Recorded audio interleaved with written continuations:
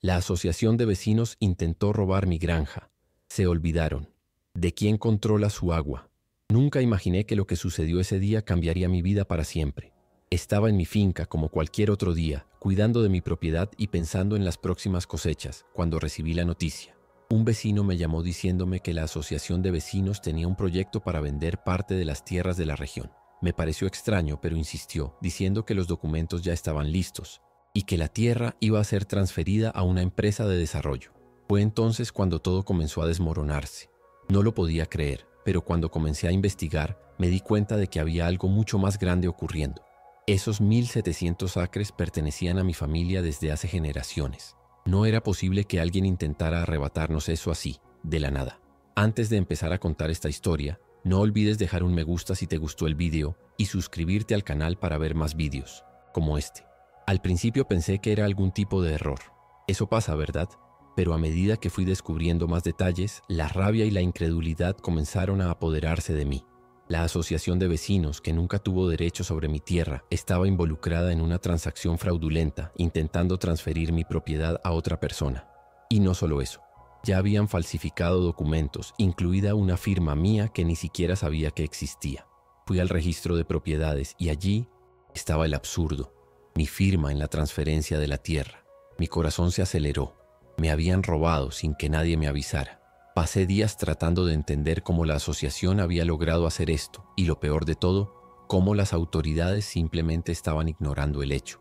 Necesitaba actuar rápido. En ese momento supe que no podía quedarme de brazos cruzados. Mi familia había trabajado esas tierras durante generaciones y no iba a dejar que un grupo de personas corruptas las arrebataran tan fácilmente. Lo primero que hice fue llamar a mi primo Tom, que vivía cerca y tenía algo de influencia en el consejo municipal. Le conté lo que había descubierto y, aunque al principio no me creyó, pronto se dio cuenta de que todo era cierto. Él me dijo que la presidenta de la asociación, Deborah Williams, llevaba meses reuniéndose con desarrolladores y que ya estaban planeando un enorme proyecto inmobiliario en nuestras tierras. Lo peor era que habían alterado las actas de las reuniones para que todo pareciera legal. Estaba claro que no era un simple error, sino un plan premeditado para robarnos. El malestar creció en mí, pero sabía que tenía que estar tranquilo y no dejarme llevar por la rabia. La guerra estaba apenas comenzando. Decidí tomar medidas. Fui a la oficina del registro del condado para comprobar si había alguna irregularidad con los documentos. El funcionario me mostró los archivos y, para mi sorpresa, todo parecía en orden. Hasta que llegué a los Sichesote, papeles de la transferencia. Ahí estaba. Una firma que, si bien se veía idéntica a la mía, no había sido puesta por mí. En ese momento el vacío en mi estómago se convirtió en un nudo que no podía deshacer. Habían falsificado mi firma, y con ella habían vendido mi tierra. Era imposible que esto hubiera sucedido sin que nadie se diera cuenta, y sin embargo, las autoridades no estaban tomando acción. La asociación ya estaba presionando para que comenzara a pagar multas absurdas por supuestas violaciones de ruido y malos olores. Aquello no tenía sentido. La única explicación era que estaban intentando apretarme para que aceptara la venta de mis tierras, pero yo no iba a ceder. Sabía que de alguna manera tenía que pelear por lo que me pertenecía. El día siguiente a la revelación de la falsificación, todo comenzó a moverse a una velocidad aterradora.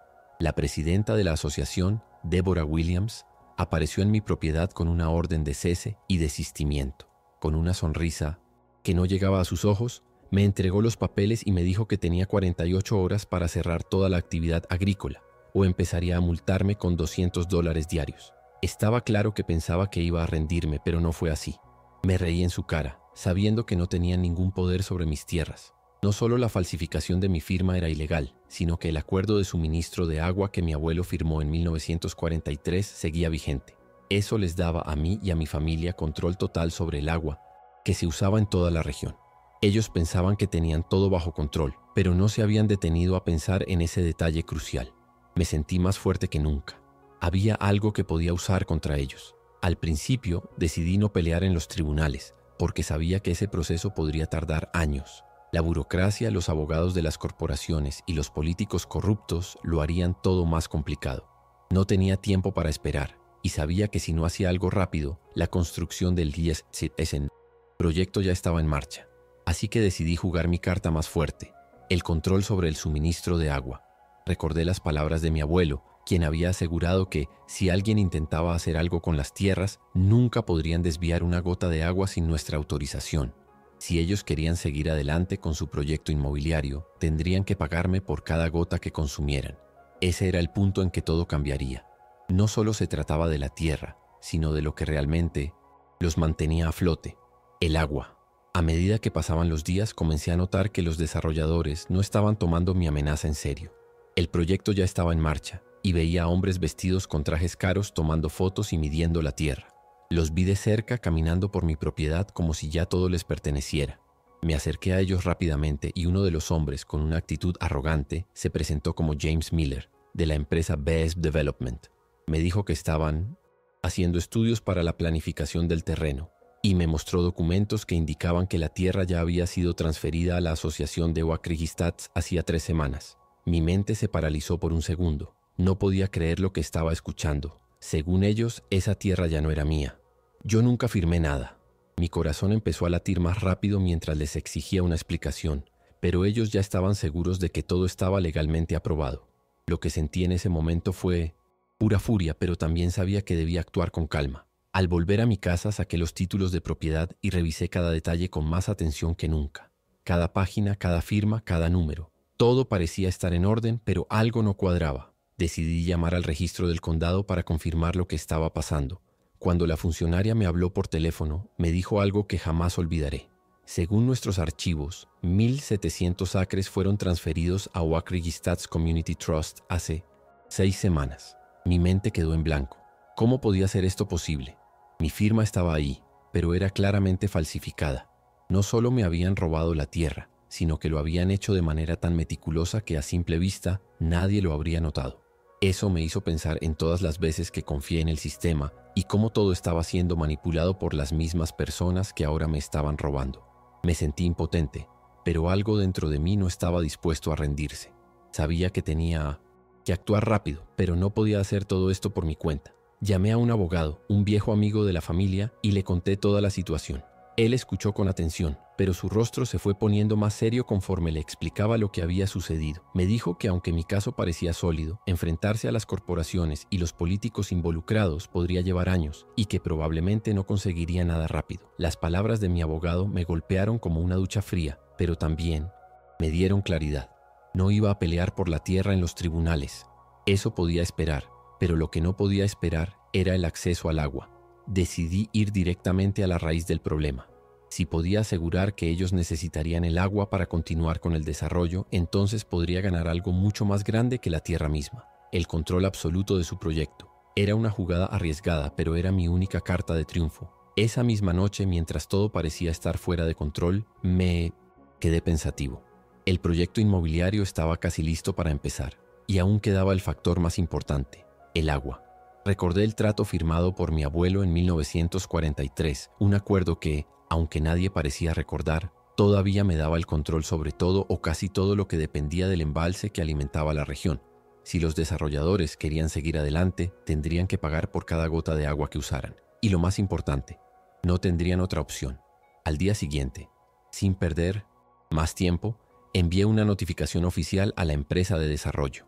Les advertí que sin mi autorización no podrían seguir con su proyecto. No se trataba solo de reclamar la tierra, sino de reclamar el control de lo que realmente les daba poder. Lo que no sabían era que por mucho que intentaran ignorarme, la tierra seguía siendo mía a través de un contrato legal que ellos ni siquiera se molestaron en revisar. El día que envié la notificación, la tensión creció aún más. Los medios de comunicación comenzaron a cubrir el caso, y la presión sobre los desarrolladores y la asociación aumentaba. Los abogados y los inversores, que antes parecían tan confiados, ahora no sabían qué hacer. Me llamaron para una reunión urgente, y por supuesto acepté. Quería ver qué tan desesperados estaban.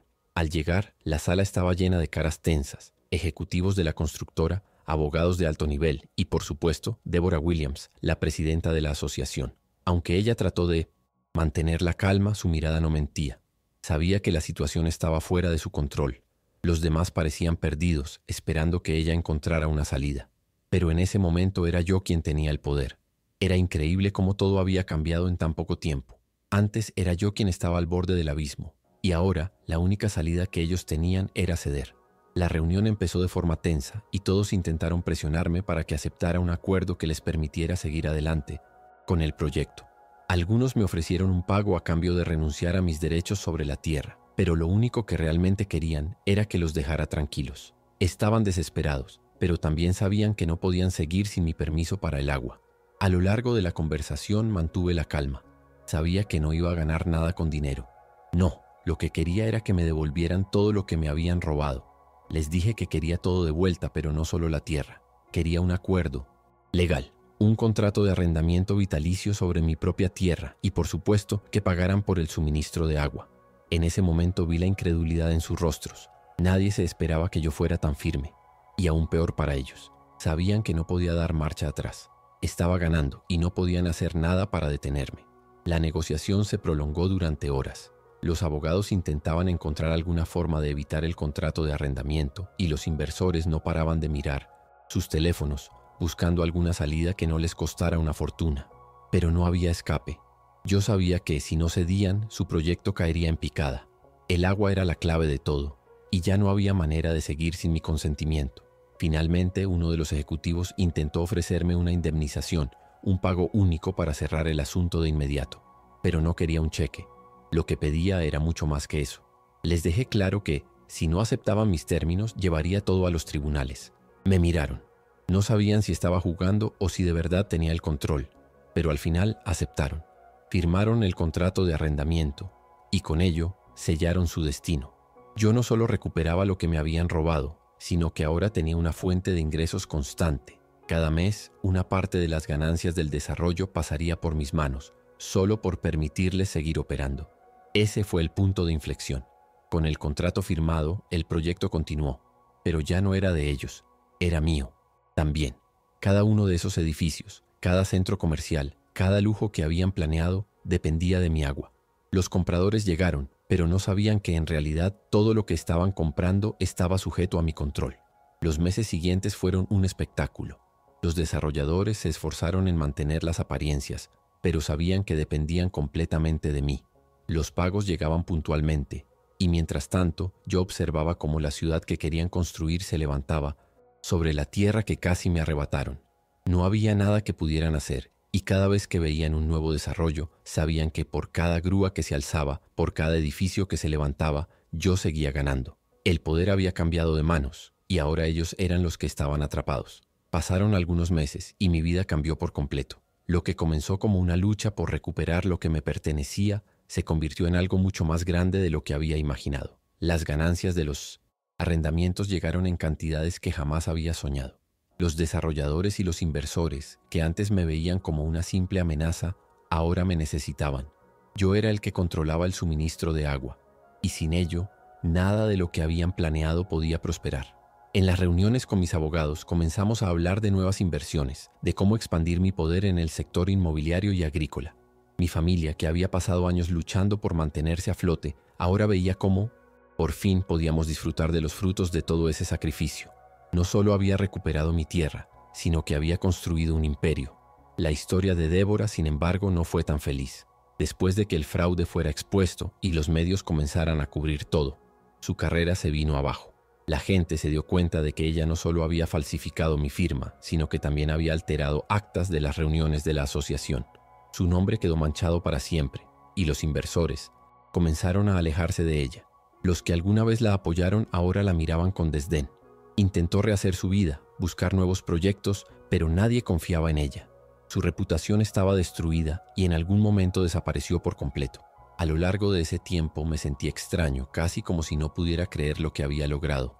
No solo me había defendido, sino que había ganado. Había sido el que había salido victorioso, y la sensación de saber que mi familia tendría algo duradero me llenaba de una satisfacción difícil de explicar. Los años pasaron y mi vida cambió de formas que nunca imaginé.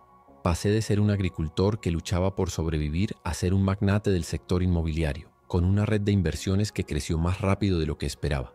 Mientras los demás caían, yo seguía ganando mes a mes. Los edificios que se levantaron sobre mi tierra, las oficinas, los centros comerciales, todo eso seguía dependiendo de mi agua. Y lo mejor de todo, los pagos nunca cesaban. Era un flujo constante de dinero, sin necesidad de mover un solo dedo. Durante años, ese proyecto que intentaron robarme se convirtió en mi fuente principal de ingresos, pero también en una lección de paciencia, de cómo no rendirse cuando todo parece perdido. Todo lo que había trabajado durante mi vida, todos los sacrificios, finalmente valieron la pena. Hoy, miro hacia atrás y pienso en cómo las cosas cambiaron de forma tan inesperada.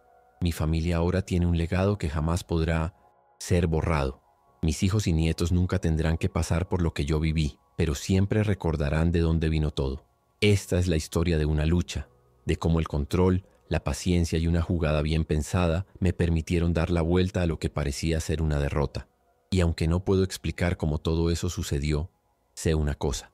Al final, la gente que intentó arrebatarme todo fue la misma que me entregó, sin quererlo, un futuro próspero. Y hoy, después de todo lo que pasé, me siento más fuerte que nunca, sabiendo que la tierra, el agua y todo lo que tengo es mío por derecho. Si te ha gustado este video, no olvides dejar un me gusta y también un comentario diciendo lo que te pareció. Suscríbete a nuestro canal y activa la campanita para ver más videos como este.